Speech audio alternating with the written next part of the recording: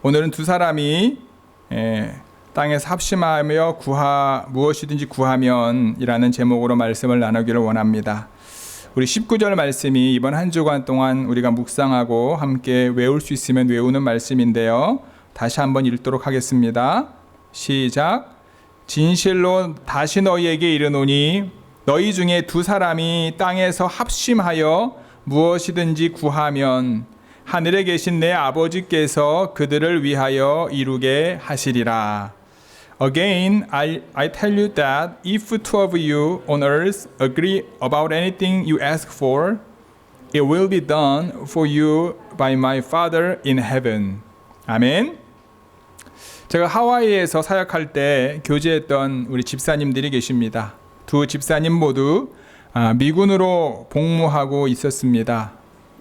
비록 하와이로 전출 오기 전에 출석할 교회를 미리 정하셔서 제가 담임하고 있었던 교회에서 함께 신앙생활을 하지는 못했지만 저희 교회에서 토요일마다 우리 아이들을 위한 프로그램인 해피 세르데이를 하고 있어서 자녀들을 그곳에 보내셔서 그분들과 교제를 할 수 있게 되었습니다.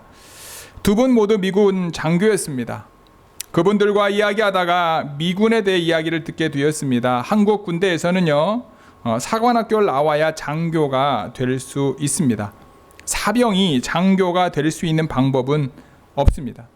근데 미군은요, 사병으로 군대에 들어왔어도 본인이 원하면 장교 시험을 통해 장교가 될 수 있는 방법들이 많다고 합니다. 그러면서 자신들이 다니고 있는 교회에 자기들과 비슷한 나이 또래인 성도님이 계시는데 그분은 장교가 되는 것을 그 당시에는 원치 않았다고 이야기하셨습니다. 이유가 뭔가 물어봤더니 장교가 되면 책임을 져야 하는 자리에 가야 하기 때문이라고 하셨습니다.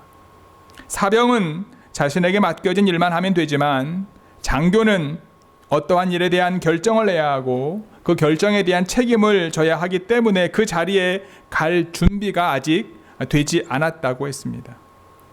군대에는 계급 체계를 가지고 있습니다. 계급에 따라 업무가 주어지고 결정 권한과 그에 대한 책임의 크기가 정해집니다. 계급이 높아지면 높아질수록, 즉 높은 자리에 있으면 있을수록 크고 중요한 결정을 해야 하고 그에 대한 책임을 져야 하는 것이 군대입니다. 즉 높은 자리를 원하는 사람들은 그 자리에 맞는 책임도 져야 합니다. 성경에도 높은 자리를 원했던 예수님 주변의 사람들이 있었습니다. 예수님이 말씀하시는 높은 자리와 그 다음에 그들이 말했던 높은 자리가 좀 다르긴 하지만 바로 예수님의 제자들이 바로 그들입니다. 예수님께서 하나님 나라에 대한 일들을 늘 말씀하시는 것을 들었던 제자들, 예수님께 묻습니다. 예수님, 천국에서 누가 큽니까? 라고 묻습니다. 그들은 예수님께서 말씀하셨던 하나님 나라에 대해서 관심이 있기보다 누가 더 큰지에 더 관심이 있었어요. 제자들의 질문에 대하여 예수님께서는 어린아이들을 세우셔서 그들에게 어린아이와 같이 자기를 낮추는 사람이 천국에서 큰 자다라고 말씀하셨습니다. 예수님께서는 이어서 내 이름으로 이런 어린아이 하나를 영접하면 자신을 영접하는 것이다. 나를 영접하는 것이다. 이 작은 자 중에 하나도 업신여기지 말라.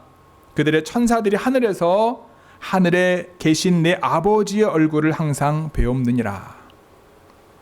천국에서 큰 자가 되려면 어린 아이와 같이 자기를 낮추어야 하는 책임이 있는 거죠. 천국에서 큰 자가 되려면 제자들이 생각했던 천국과 예수님께서 생각하셨던 천국이 다르지만 분명한 것은 예수님께서 선포하시는 하나님의 나라에 들어갈 수 있는 사람이 있고 그 나라에서 더 큰 자가 있다라는 말씀입니다. 존귀 성도 여러분, 예수님께서 말씀하시는 하나님의 나라에서 큰 자가 되기를 소망하시기 바랍니다. 그것을 위하여 늘 겸손의 자리에 나아가는 저와 여러분 되기를 주님의 이름으로 축복합니다. 어린아이와 같이 지극히 작은 자를 주님의 이름으로 영접하고 그들을 구원의 길로 올 수 있도록 여러분들을 낮추시기 바랍니다. 또한 잃어버린 자들을 찾는 그 자리에 순종함으로 나아가시는 저와 여러분 모두가 되기를 주님의 이름으로 축복합니다. 제가 방금 말씀드린 내용 마태복음 18장 1절부터 14절까지 말씀입니다. 오늘 본문의 앞부분의 말씀인 거죠. 그리고 오늘 본문이 나오고 오늘 본문 바로 뒤에 다음 주 함께 나눌 말씀인데 베드로가 이런 질문을 하는 내용이 나옵니다. 형제가 내게 죄를 범하면 몇 번이나 용서하여 주어야 합니까? 7번까지 할까요? 예수님께 묻는 이야기가 이제 오늘 본문의 다음 내용입니다. 이 앞뒤와 연결지어서 이해하면 오늘 본문이 주는 의미를 더 잘 깨달을 수 있기에 설교 서두에 앞부분의 내용을 말씀을 드린 겁니다. 15절에서 17절의 말씀은요, 교회 공동체 안에서 일어날 수 있는 범죄와 갈등을 해결하는 방식에 대한 것입니다. 교회 공동체는 예수님께서 머리가 되신 주님의 몸으로 거룩합니다. 그러나 불완전한 사람들의 공동체이기도 하기 때문에 교회 공동체 안에도 갈등이 있는 것은 당연합니다. 교회 공동체 안에 이런 문제들 때문에 상처받은 사람들이 많습니다. 그리고 그것 때문에 교회와 그리스도인들을 비난하고 신앙을 포기하는 사람들도 있습니다.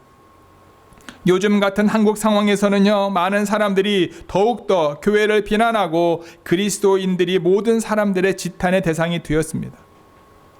그리스도인들끼리 서로 욕하고 대립하여 분열을 조장하기도 합니다. 너무나 마음이 아픈 현실이죠. 그러면 이런 문제가 일어날 때 어떤 방식으로 이것을 해결할 수 있을까? 이런 상황 가운데 합심하여 기도의 자리에 어떻게 함께 나아갈 수 있을까? 첫 번째, 사람과 상황을 직면해야 합니다. 15절에서 17절 말씀 다시 한번 읽겠습니다. 우리 15절 17절 말씀 다시 한번 읽을게요. 시작. 내 형제가 죄를 범하거든 가서 너와 그 사람과만 상대하여 권고하라. 만일 들으면 내가 내 형제를 얻은 것이요, 만일 듣지 않거든 한두 사람을 데리고 가서 두세 증인의 입으로 말마다 확증하게 하라. 만일 그들의 말도 듣지 않거든 교회에 말하고 교회의 말도 듣지 않거든 이방인과 세리와 같이 여기라. If your brother sins against you, go and show him his fault, just between the two of you. If he listen to you, you have won your brother over. But if he will not listen, take one or two others along, so that every matter may be established by the testimony of 2 or 3 witnesses. If he refuses to listen to them, tell it to the church. And if he refuses to listen even to the church, treat him as you would a pagan or a tax collector. 유대인의 용법에서는 형제라고 하는 말은요, 같은 종교를 가진 자, 같은 종교적 공동체 일원의 의미를 받아들여지는 것입니다. 그러면요, 이 말인 형제라는 말은 믿음의 동료, 신앙의 동주로 이해할 수 있습니다. 그래서 본문에서 내 형제가 죄를 범하거든은요, 너의 믿는 형제 자매가 너에게 잘못을 하거든이라고 이해할 수 있습니다. 한편 본문에서 말하는 죄는요, 하나님에 대한 근원적인 궁극적인 범죄라기보다는요, 믿는 자들끼리 상호간의 도덕적인 범죄를 가리키는 거지요. 다른 형제를 멸시하는 행위를 말하는 것입니다. 아마 우리도 다른 사람에게 알게 모르게 많은 잘못을 할 때가 있습니다. 다른 사람도 우리에게 마찬가지입니다. 그럴 때 우리는 우리 잘못은 생각하지 못하고 다른 사람들의 잘못만 비난하고 흉을 보게 됩니다. 믿는 사람의 공동체 안에서는 그래서는 안 됩니다. 우선 자신을 돌아보아야 합니다. 그리고 자신에게 잘못한 형제 자매에 대해서 주님의 마음과 주님의 사랑으로 불쌍히 여기는 마음을 품어야 합니다. 그 사람은 자신이 나에게 무엇을 잘못했는지 모르는데 다른 사람에게 그것을 공개하여 그 사람을 부끄럽게 하거나 매도해서는 안 된다라는 거죠. 우선 그 사람과의 관계 회복에 목적을 두어야 한다는 겁니다. 그래서 그 사람과만 상대하여 무엇이 잘못되었는지를 알리고 돌이키도록 권고해야 하는 거죠. 그렇게 되면 그 사람과 더 친밀하게 되는 겁니다. 오늘 본문은 이것을 만일 들으면 내 형제를 얻는 것이라고 말하고 있는 겁니다. 이것은 내가 나에게 잘못한 다른 사람에게 그렇게 할 뿐만 아니라 자신에게 다른 사람이 그렇게 다가와 권면할 때조차도 나도 같은 태도를 취해야 한다는 것을 말해주는 거죠. 우리의 권고와 비판은 그 사람에 대한 사랑을 전제로 할 때에만 타당합니다. 그렇지 않으면 비난이 되고 판단이 되고 심판이 되기 때문에 그렇습니다. 그렇게 했는데도 자신의 잘못을 부인하고 듣지 않는 사람들이 있습니다. 그럴 때에는 둘 사이를 화해시킬 만한 지혜를 가지고 있고 믿음이 있는 사람에게 부탁하여 같이 만나서 해결책을 의논하는 거죠. 내 편이 될 사람을 데리고 가는 것이 아니라. 왜냐하면 내가 잘못 생각하고 있을 수도 있기 때문입니다. 나 자신도 믿을 만한 제3자로부터 검증을 받아야 하기 때문이죠. 그렇게 하여 그 사람의 잘못을 깨닫게 되는 거죠. 대부분 문제는 여기서 해결되는 경우가 많습니다. 이렇게 한다면. 그러나 문제가 여기서도 해결되지 않고 그 사람의 잘못된 행동으로 인하여 교회 공동체, 내가 속해 있는 공동체 전체에 악영향을 미칠 우려가 있을 경우에는요, 교회 공동체에도 알리고 교회 공동체의 권위로 그 사람을 돌아서게 할 노력을 해야 한다라고 말합니다. 그리고 나서 교회 공동체의 말도 듣지 않을 경우에는 믿지 않는 사람들 같이 여기라는 거죠. 전통적으로 교회는 이 말씀에 근거하여 교회의 치례를 행해왔습니다. 심한 경우에는 출교까지 하며 그들이 이 전통을 지켜왔습니다. 이것은 교회의 교회다움을 유지하기 위한 마지막 조치이기는 하지만 출교 그 자체가 끊어내버리는 것 자체가 목적이 될 수는 없습니다. 교회 공동체는 우리 주님께서 그러하셨듯이 끝까지 그 사람을 사랑하고 용서해야 하는 겁니다. 따라서 이 단계를 이렇게 복잡하게 설정한 것은요, 함부로 교회의 권위나 성서의 권위를 이용하여 형제 자매를 정죄하지 말라는 거죠. 그의 잘못이 명백하더라도 그를 사랑하고 사랑과 용서로 감싸주어 다시 돌아올 수 있는 기회를 주라는 거죠. 이것이 우리가 사람과 상황을 직면해야 하는 이유인 겁니다. 우리는 우리에게 한 번만 잘못해도 그 잘못을 기억하고 그 사람에 대한 편견을 갖게 됩니다. 잘못했다고 해도 용서하기 어렵고 그 말을 믿지 않습니다. 여러분들은 저를 어떻게 보실지 모르지만 저에 대해서 잘 모르잖아요. 모를 수밖에 없죠.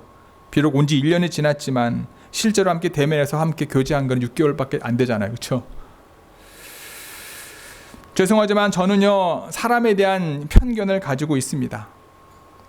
저는 자신의 이익을 찾고 그것을 위해 약속을 깨는 사람들을 좋아하지 않습니다. 비록 손해를 보더라도 약속을 지키는 사람을 더 좋아합니다. 조금 더 자세히 말씀을 드리면요, 자신이 손해를 보지 않기 위해 머리를 쓰는 사람들을 제가 좋아하지 않습니다. 비록 긴 인생을 살아오지는 않았지만 제 주변에도 그런 사람들이 더러 있었습니다. 그들이 지금은 목사가 되었고 각자의 사역 현장에서 자신에게 주어진 길을 걸어가고 있습니다. 하지만 지금도 제 주변에서 그런 종류의 사람들을 제가 받아들이는 것 참 쉽지가 않습니다. 그들과 어쩔 수 없이 만나게 되면 인사는 나누지만 제가 시간을 내서 그들을 만나거나 교제를 나누지는 않습니다. 예전에는 아예 만나는 것을 거부했었기 때문에 지금의 저의 모습은 예전보다는 조금 더 성숙한 것이라 스스로를 평가해 봅니다. 이것이 연약한 부분이에요. 그런데 제가 사역하고 있던 교회 공동체에서도 그렇게 할 수 있는데도 불구하고 참 감사한 건 뭐냐면요, 그러한 성도님들을 만나게 되면 참 감사하게도 그러한 성도님들은 받아들이게 되더라고요. 있는 모습 그대로 그들을 위해 기도하게 되고 그분들과 함께 하나님께서 원하시는 교회를 세우기 위해 그분들의 있는 모습 그대로 인정하게 되는 모습을 제 스스로에게 발견하게 됩니다. 여러분들은 어떠한가요? 여기에 내가 예수님을 잘 믿는 사람인가 그렇지 못한가를 측정할 수 있는 방법이 여기에 하나가 있습니다. 내가 잘못한 사람, 내게 잘못한 사람을 내가 용서하고 있는가? 그렇지 않은가를 돌아보면 됩니다. 예수 그리스도를 잘 믿는 사람은 다른 사람을 잘 용서하는 사람입니다. 우리에게 거듭 잘못된 사람들까지도 사랑하고 용서하는 것이 하나님 나라에서 큰 자의 자격이 되는 거지요. 이것은 교회 공동체 안에서만 그런 것이 아닙니다. 가정에서도 직장에서도 그 어떤 곳에서도 동일하게 적용됩니다. 어떤 사람은 다른 사람은커녕 자기 자신을 용서하지 못하고 미워하는 사람들도 있습니다. 우리가 참으로 예수 그리스도를 힘입어 구원을 얻었다면 우리는 하나님으로부터 용서를 받은 사람임을 기억하시기 바랍니다. 하나님께서 나를 용서하셨는데 내가 나를 용서하지 못하면 안 되겠지요. 자기 자신에 대하여서 용서하고 사랑하는 저와 여러분들이 되기를 소원하고요. 자기 자신을 귀중히 여기는 저와 여러분들이 되기를 소원합니다. 자기 자신을 귀중히 여기는 사람이 다른 사람도 귀중히 여길 수 있는 거죠. 자기 자신이나 다른 사람을 용서하지 못하는 사람이 참 마음 아픈 사람일 겁니다. 그런 걸로 인해서 마음이 아픈 병 가운데 나아가는 경우도 많죠. 그러므로 이 말씀에서의 강조점은 사람을 돌이키게 하고 용서하여 관계를 회복하고 그를 얻는 데 있는 것이다. 그를 정죄하고 내치고 끊어버리는 데 있는 것이 아니다라는 거죠. 형제를 잃어버리는 것은 하나님께서 원하시는 것이 아니다. 여러분에게 죄를 지은 사람들을 용서하시고 받아주시는 주님이, 주님의 사랑이 저와 여러분들 삶 가운데 가득하기를 주님의 이름으로 기도합니다. 두 번째, 우리가 합심하여 기도의 자리로 함께 나아가려면 어떻게 해야 할까? 무엇이든지 땅에서 풀어야 합니다. 18절 말씀이죠. 같이 읽어볼까요? 시작. 진실로 너희에게 이르노니 무엇이든지 너희가 땅에서 매면 하늘에서도 매일 것이요 무엇이든지 땅에서 풀면 하늘에서도 풀리리라. I tell you the truth, whatever you bind on earth will be bound in heaven, and whatever you loose on earth will be loosed in heaven. 아멘. 이 말씀에서 땅에서를 사람과 사람의 관계에서라고 보고 하늘에서도는 하나님과의 관계로 볼 수 있습니다. 사람과의 관계에서 맺히고 얽히면 하나님과의 관계에서도 그럴 것이고, 사람과의 관계에서 풀리고 화해가 되면 하나님과의 관계에서도 그렇게 된다는 겁니다. 항상 그런 것은 아니지만 저는 누군가 때문에 마음이 불편하거나 누군가와 언쟁을 하고 나면 예배 가운데 나와서 예배에 집중하는 것이 참 쉽지 않습니다. 그런 상태인 경우에 저는 기도하기도 어렵고요. 성경을 읽어도 그 내용이 전혀 들어오지 않습니다. 그럴 때 저에게 필요한 것은 시간입니다. 제 마음이 안정될 시간이고요. 주님의 평강을 바라보는 시간이 필요한 거죠. 그래서 저는 특히 전에도 말씀을 드렸지만 주일 오전에는 가급적 식구들과 언쟁거리를 만들지 않으려고 노력합니다. 그때마다 저는 가능한 말을 아낍니다. 반면에 저와 가까이에 있는 사람들과 관계가 잘 풀리고요. 어색함이 없고 편안하면 기쁜 마음으로 예배를 드릴 수 있습니다. 그런 상태인 경우는 기도도 잘 되고요. 말씀을 읽을 때도 하나님께서 주시는 메시지를 잘 깨닫게 됩니다. 즉 우리가 속해 있는 공동체 안에서 서로에게 잘못을 하고 마음이 불편한 상대가 있을 경우 그 관계에 대해서 정리를 해야 된다라고 말하고 있는 겁니다. 서로를 정죄하고 공동체에서 끊어버리려는 것이 목적이 아니라 서로가 서로에게 작은 자 중에 하나가 될 수 있다라고 하는 사실을 기억해야 되는 거지요. 그들을 영접하고 그들을 용납하고 그들을 받아들이는 것이 주님을 받아들이는 것이다라고 이야기하고 있는 거죠. 서로에게 서로를 잃어버리는 것은 하나님께서 원하시는 것이 아닙니다. 끝까지 용서하고 함께 하나님 앞으로 나아가는 것이 하나님께서 정말 원하시는 것이다라는 겁니다. 우리 주님께서 이 소자 하나에게 한 것이고 나에게 한 것이라 말씀하시는 것도 이렇게 이해할 수 있는 거죠. 하나님께서 먼저 우리를 용서하시고 사랑하셨기 때문에 우리도 다른 사람을 사랑하고 용서해야 하는 겁니다. 그러한 자리에 주님의 사랑으로 나아가시는 저와 여러분 모두가 되기를 주님의 이름으로 간절히 축복합니다. 우리가 합심하여 기도의 자리로 함께 나아가려면 어떻게 해야 될까? 세 번째는요, 주님의 이름으로 모여야 합니다. 본문 19절 20절 같이 읽어볼까요? 19, 20절입니다. 진실로 다시 너희에게 이르노니 너희 중에 두 사람이 땅에서 합심하여 무엇이든지 구하면 하늘에 계신 내 아버지께서 그들을 위하여 이루게 하시리라. 두세 사람이 내 이름으로 모이는 곳에는 나도 그들 중에 있느니라. Again, I tell you that if two of you on earth agree about anything you ask for, it will be done for you by my Father in heaven. For where two or three come together in my name, there am I with them. 아멘. 여기서 먼저 두 사람이란 예수님의 제자 된 자로서 연합할 수 있는 최소한의 수라는 뜻이겠지요. 합심이라고 하는 단어도요, 심포네오라고 하는 헬라어인데, 이 심포네오는 우리가 알고 있는 교향악 심포니라고 하는 말의 어원이 됩니다. 즉 함께 어우러져 멋진 조화를 연출해내는 것을 뜻하는 거죠. 두 사람의 일치는 물론 성령의 역사에 의해서만 가능합니다. 앞절과 연관지어 우리가 생각해 보면 서로에게 죄를 지었던 두 사람이 성령으로 하나 되어 기도 가운데 나아가 무엇이든지 구하면 하늘에 계신 아버지께서 그들을 위해서 이루어 주신다라고 하는 겁니다. 하나님께서 원하시는 궁극적인 뜻이 바로 여기에 있는 거예요. 하나님의 긍휼하시고 자비하심의 풍성함이 예수 그리스도를 통해 우리에게 주어졌습니다. 우리의 지식과 경험으로는 온전히 용서의 자리, 용납의 자리에 나아갈 수 없습니다. 잃어버린 자를 끝까지 찾으시기를 원하시는 하나님의 뜻을 이루기 위해 예수님께서는요, 낮고 낮은 이 땅에 인간의 몸으로 오셨습니다. 예수님의 겸손을 우리가 담게 되면 우리에게 죄를 지었던 사람들과 함께 기도의 자리에 나아갈 수 있게 됩니다. 그리고 함께 하나님께 무엇이든지 구할 수 있게 됩니다. 하나님께서는 그 기도를 들어주시겠다 분명히 약속하셨습니다.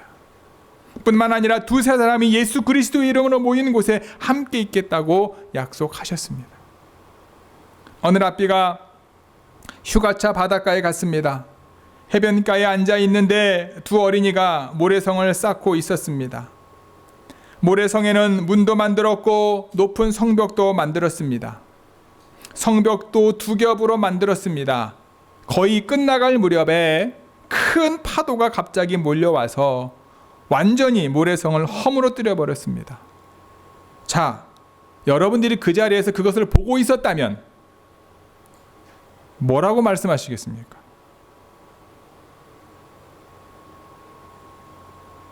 그냥 바라보고만 계실 건가요? 저는 만약에 제가 그 자리에 있었다면 모래에 성을 쌓으니까 당연히 무너지지, 성은 원래 반석 위에 쌓아야 돼 라고 아마 두 아이들에게 뭔가를 가르쳐 주려고 했을 거예요. 이게 이제 목사로서의 직업병 중에 하나지 않을까. 이를 보고 있던 랍비가요, 마음이 아팠습니다. 두 아이는 곧 울음을 터뜨릴 수밖에 없는 상황이기 때문에 그렇습니다. 많은 시간을 들여서 엄청난 성을 만들었는데 파도가 와 쓸어가 버렸으니까 얼마나 마음이 아팠겠습니까? 여러분, 그런데 놀랍게도요, 이 두 아이는 배를 움켜쥐고는요 폭소를 터뜨립니다. 그리고는 다시 앉아서 성을 쌓기 시작합니다. 이를 보고 랍비가 어떤 생각을 했냐면요, 어떤 일을 당해도 손을 같이 잡아줄 사람만 있다면 그들은 웃으면서 성을 다시 쌓게 될 것임을 깨닫게 됩니다. 하나님께서는 저와 여러분이 이웃이 쌓은 성을 보고 잘했다, 잘못했다 평가하는 사람들이 되기를 원하지 않습니다. 하나님께서 우리에게 원하시는 것은요, 함께 손을 잡아주는 것입니다.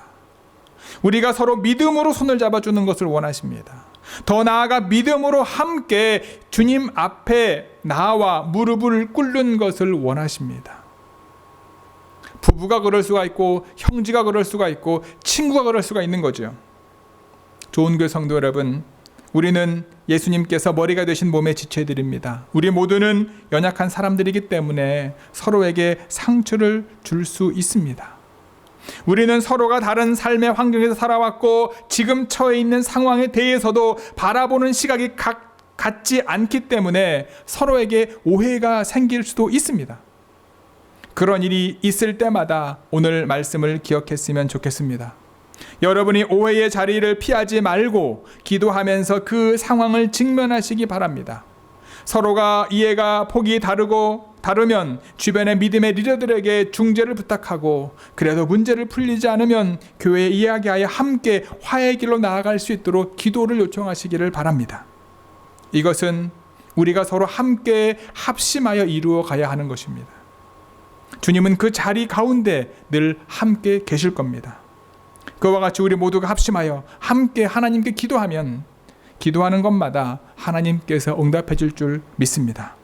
여러분들이 속해 있는 가정이, 그리고 우리 좋은 교회가 그러한 믿음의 공동체가 될 수 있도록 우리 합심하여 서로 용납하고 사랑하는 우리 모두가 되기를 주님의 이름으로 간절히 축복하고 기도합니다. 아멘. 우리 오늘 말씀을 기억하시면서 함께 잠시 결단의 기도 드리기를 원합니다. 주님, 하나님께서 원하시는 것은 끊어내 버리는 것이 아니라 끝까지 용서하고 함께 하나님 앞에 나아가는 것임을 다시 한번 깨닫게 하셨사오니, 하나님, 우리가 믿음 생활하면서 나를 힘들게 하는 사람들, 나에게 상처 줬던 사람들, 그 사람들과 관계 속에서 피하지 않고 직면하게 하시고 주님 앞에 직면하게 하시고 그들과의 관계를 풀고 주님의 이름으로 함께 나아갈 수 있는 저희들 되게 하여 주옵소서. 주님이 그 자리에 있기를 원하심을 잊지 않고 우리가 끝까지 서로 사랑하고 서로 용납하고 서로 용서하는 좋은 교회 모든 지체들, 믿음의 가정들 되게 하여 주옵소서. 믿음의 결단의 기도를 여러분 각자가 드리기를 원합니다. 함께 기도하시겠습니다.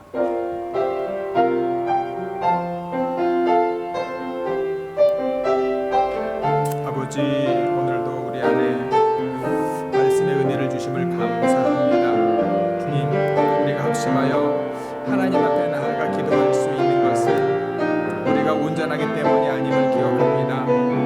부족하기 때문에 서로에게 상처를 주고 서로에게 죄를 지을 수 있는, 잘못을 할 수 있는 존재이지만 그걸 피하지 않고 서로 직면하고 서로 존중해주고 존귀히 여기고 믿음 안에 하나 되어 믿음 가운데 나아갈 때, 함께 기도할 때 하나님의 응답이 있는 삶을 살게 되는 줄 믿습니다. 이것이 하나님 믿음의 공동체이기에 우리가 속해 있는 가정과 교회가 그러한 놀라운 역사가 되는 가정이 되게 하시고, 그 과정 속에서 하나님이 원하시는 거룩함을 올려보낼 수 있는, 하나님 이 시대에 세우신 교회, 하나님 이 시대에 세우신 가정, 하나님 이 시대에 사용하시는 가정과 교회가 되어질 수 있도록 하나님의 역사를 주시고 인도하여 주시옵소서. 주님 앞하심을 기도하겠습니다. 주의 이름으로 기도하겠습니다.